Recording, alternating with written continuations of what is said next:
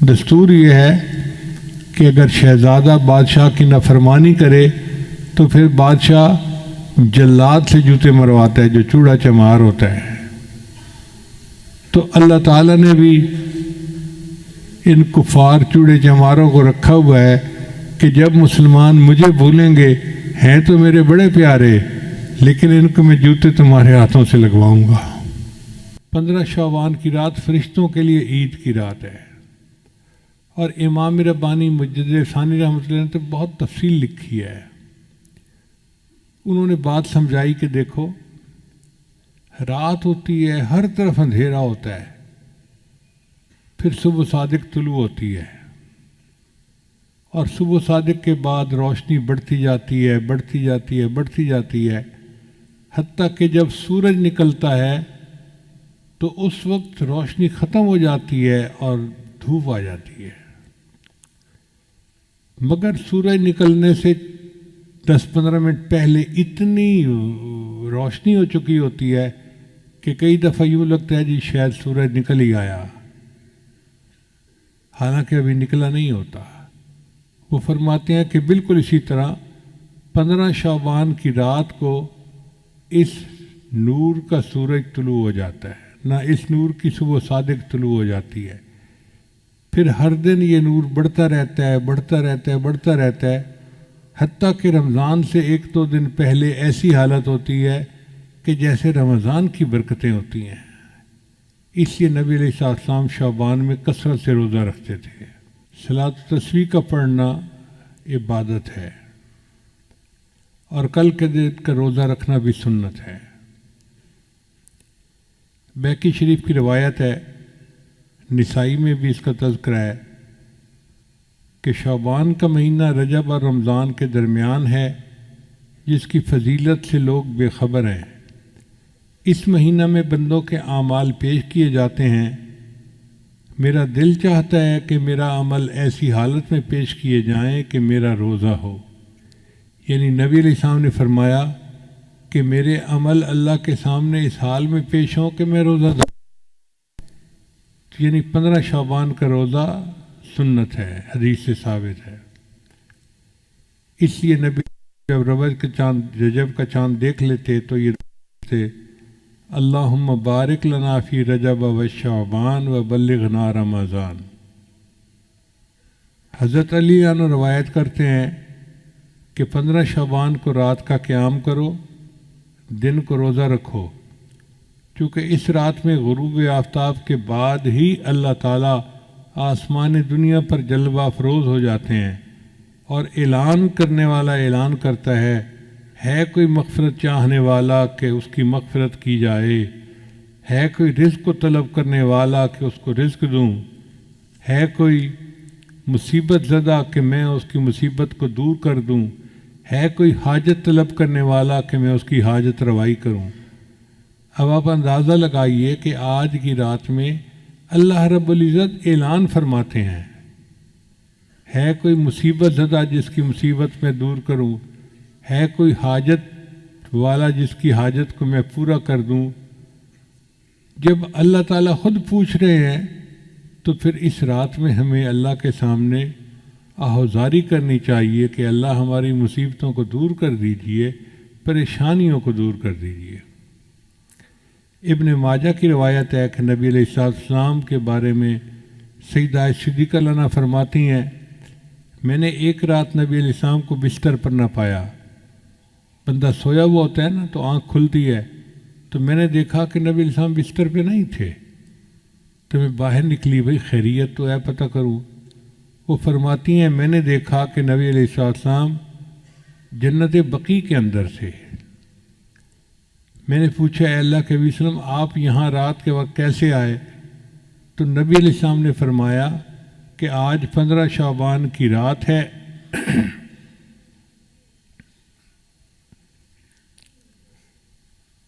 اس رات میں اللہ آسمان دنیا پر تشریف لاتے ہیں اور بنی کلب کی بکریوں کے بالوں سے زیادہ لوگوں کی مغفرت فرماتے ہیں۔ بنی کلب ایک قبیلہ تھا مدینہ میں جو بکریاں پالنے میں مشہور تھا، ہر گھر والوں کے پاس بکریاں ہوتی تھیں۔ اب آپ اندازہ لگائیں کتنی بکریاں ہوں گی. اگر 200-400 بکریاں ایک گھر کے پاس ہوں تو پھر کتنے لوگ ہوں گے؟ ہزاروں بکریاں. بعض حدیث میں آتا ہے کہ قبیلے کے پاس اتنی بکریاں تھیں کہ جب سب بکریاں نکالتے تھے تو 2 پہاڑوں کے درمیان کی پوری وادی بکری بھر جاتی تھی. اب 2 پہاڑوں کے وادی بکریوں سے بھر جاتی تھی تو کتنی تعداد ہوگی. پھر بکری کے جسم پہ کتنے بال ہوتے ہیں اس پر بھی غور کریں. ہمیں تو اندازہ نہیں ہے. ہمارے ایک دوست تھے ماشاءاللہ، وہ فارغ البال گنجے تھے. میں ان کو پیار سے فارغ البال ہی کہتا تھا. ایک دن میں گیا تو اس نے نا ایک لٹ جو ہے نا بالوں کی یوں لگائی ہوئی. تو میں نے پوچھا کہ بھائی آپ نے یہ بال کیسے لگوائے؟ کہتے حضرت ٹرانسپلانٹ کروائے ہیں. میں نے کہا ٹرانسپلانٹ کروانے تھے تو سارے کروا لیتے. کہنے لگا حضرت ایک بال کے بدلے انہوں نے $1 لیا ہے اور میں نے $10,000 پے کر کے یہ بال لگوائے ہیں. اور 10,000 بالوں کی جو لٹ تھی وہ چھوٹی سی تھی ایسے. تو میں سوچ میں پڑ گیا کہ اگر یہ بال 10,000 ہیں تو پورے سر پہ تو پھر لاکھوں بال ہوں گے. اب اگر انسان کے سر پر لاکھوں بال ہوتے ہیں تو بکری کے جسم پہ کتنے بال ہوں گے بھائی؟ اندازہ لگائیں. اگر ایک بکری کے جسم پر لاکھوں بال ہوتے ہیں تو بنی کلب کی پوری بکریوں کے جسم پہ کتنے بال ہوں گے؟ اتنے بندے اللہ آج کی رات میں جہنم سے بری فرما دیتے ہیں. اس لیے یہ بہت بڑی خوشخبری کی بات ہے. بہقی شریف کی روایت ہے کہ اس رات میں وہ سب بنی آدم لکھ لیے جاتے ہیں جو اس سال مریں گے اور جو بچے اس سال پیدا ہوں گے. اس رات بندوں کے اعمال اٹھائے جاتے ہیں اور اسی میں ان کے رزق نازل ہوتے ہیں.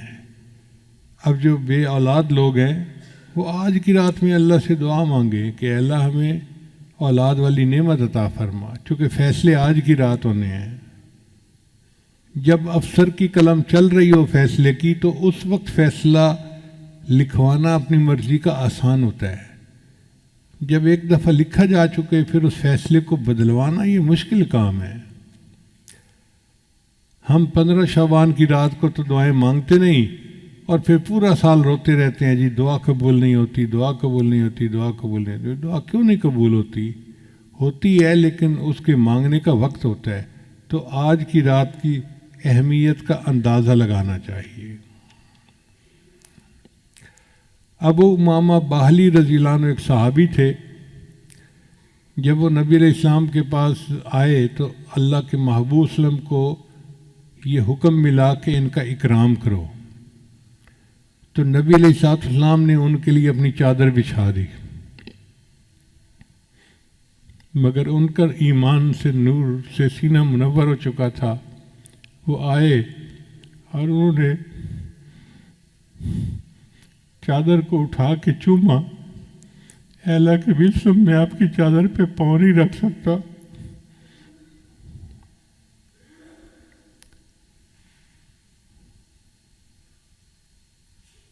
وہ روایت کرتے ہیں کہ نبی علیہ السلام نے ارشاد فرمایا من صام یوم من شعبان، جس نے شعبان کے دن کا روزہ رکھا یعنی 15 شعبان مراد ہے، فتحت لہ ابواب الجنان، اللہ اس کے لیے جنت کے دروازے کھول دیتے ہیں.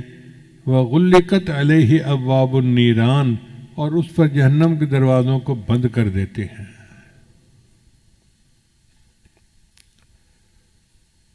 ہمارے سلسلیہ نقشبندیہ کے سرخیل امام سیدنا صدیق اکبر رضی اللہ تعالیٰ عنہ فرماتے ہیں قوموا لیلۃ نصف من شعبان، کہ نصف شعبان کی رات کو تم قیام کرو. فإنہا لیلۃ مبارکہ، یہ مبارک رات ہے. فإن اللہ تعالی یقول، اللہ تعالیٰ اس میں یوں فرماتا ہے فیہا حل میں مستغفر فاغفر اللہ، ہے کوئی مغفرت کا چاہنے والا کہ میں اس کی مغفرت کروں؟ سبحان اللہ، زندگی میں اللہ نے پھر ہمیں ایک موقع دے دیا۔ آج کی رات اللہ پوچھتے ہیں ہے کوئی مغفرت چاہنے والا کہ میں اس کی مغفرت کر دوں؟ تو بھائی ہم اللہ کے سامنے فریاد کریں، پکاریں، دعائیں مانگیں کہ اے اللہ ہم مغفرت چاہتے ہیں، ہم بڑے خطا کار ہیں، گناہ گار ہیں۔ آج کی رات برکت والی رات ہے۔ علماء نے لکھا ہے کہ حضرت موسیٰ علیہ السلام کو طور پہ نبوت ملی تھی، وہ 15 شعبان کی رات کو ملی تھی۔ خدا کی دین کا موسیٰ سے پوچھئے احوال، کہ آگ لینے کو جائیں پیمبری مل جائے۔ آپ یوں سمجھیں کہ آج رات ہے، رزق کے فیصلے آج کی رات ہوں گے، انسان کو مال کتنا ملنا ہے اس کے فیصلے آج کی رات ہوں گے، کس کا نکاح ہونا ہے اس کے فیصلے آج کی رات ہوں گے، کس کو بچے ملنے ہیں فیصلہ آج کی رات ہوگا، صحت والی نعمت ملنی ہے اس کا فیصلہ آج کی رات ہوگا، کس کو آئندہ سال زندگی ملنی ہے فیصلہ آج کی رات ہوگا۔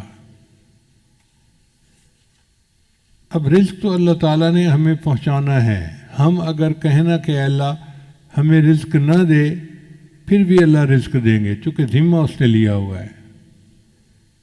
اب جو لوگ بھوک ہڑتال کرتے ہیں ان کے ساتھ کیا ہوتا ہے؟ ان کو زبردستی جوس پلائے جاتے ہیں، اور جو انکار کرتے ہیں تو پھر ڈاکٹر آ جاتے ہیں، وہ پھر ان کو ٹیکے لگاتے ہیں۔ تم اگر منہ سے نہیں کھا رہے تو ہمیں تمہیں غذا تو دینی ہے، تو سوئیاں چبھو چبھو کے ان کو رزق دیا جاتا ہے۔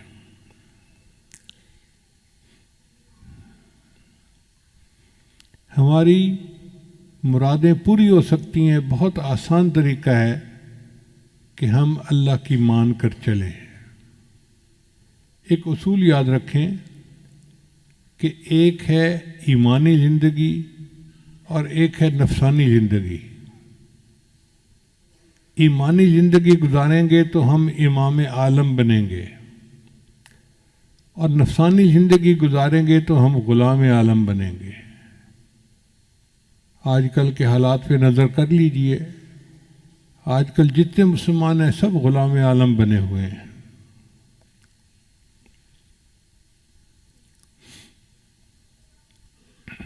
ماضی بعید میں دیکھنا ہے تو حضرت موسیٰ علیہ السلام کی قوم کا واقعہ دیکھ لیجئے، پسی ہوئی قوم تھی۔ فرعون اتنا جبار اور قہار تھا کہ اس نے ان کو کچل کے رکھ دیا تھا۔ چنانچہ انہوں نے موسیٰ علیہ السلام سے کہا اوذینا من قبل ان تأتینا ومن بعد ما جئتنا، آپ کے آنے سے پہلے بھی ہمیں اذیت ملی اور آپ کے آنے کے بعد بھی اذیت ملی۔ وقال موسیٰ لقومہ، تو موسیٰ علیہ السلام نے اپنی قوم کو جواب دیا استعینوا باللہ واصبروا، اللہ سے مدد مانگو اور صبر کرو۔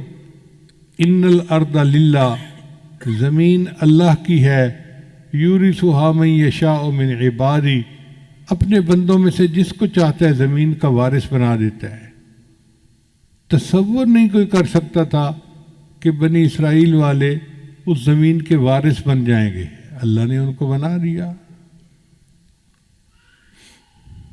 اللہ فرماتے ہیں وَنُرِيدُ، اور ہم نے ارادہ کیا أَن نَمُنَّ عَلَى الَّذِينَ اسْتُضْعِفُوا فِي الْأَرْضِ وَنَجْعَلَهُمْ أَئِمَّةً وَنَجْعَلَهُمُ الْوَارِثِينَ، کہ ہم ان کو زمین کا امام بنائیں گے اور زمین کا وارث بنائیں گے۔ یہ تو ہے ماضی مثال۔ اگر ماضی قریب میں مثال دیکھنی ہے تو صحابہ کرام کی مثال دیکھیں۔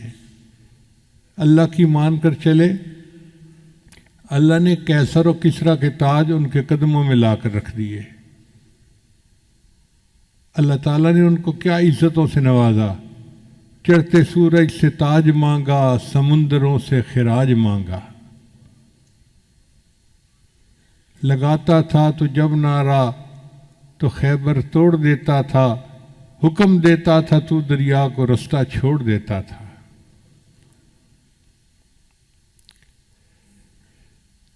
نبی آتے رہے، امام آئے، وہ دنیا میں خدا کا آخری لے کر پیام آئے، جھکانے آئے بندوں کی جبیں اللہ کے در پر، سکھانے آدمی کو آدمی کا احترام آئے۔ وہ آئے جب تو عظمت بڑھ گئی دنیا میں انسان کی، وہ آئے جب تو انسان کو فرشتوں کے سلام آئے۔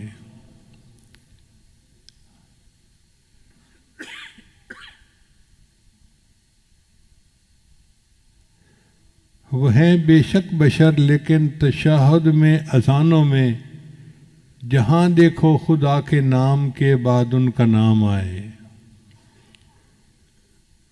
خدا شاہد یہ ان کے فیض صحبت کا نتیجہ تھا، شہنشاہ گر پڑے قدموں میں جب ان کے غلام آئے۔ اللہ نے صحابہ کو ایسی شان عطا فرمائی تھی کہ بادشاہ ان کے قدموں میں گر پڑتے تھے۔ اب سوال پیدا ہوتا ہے کہ جب مسلمان کے لیے اللہ کی مدد اتنی ہے تو آج ہم کیوں ذلیل و خوار زندگی گزار رہے ہیں؟ اس کی وجہ یہ کہ ہماری زندگی ایمانی زندگی نہیں، نفسانی شیطانی شہوانی زندگی ہے، اور اس کی وجہ سے ہم غلام عالم ہیں۔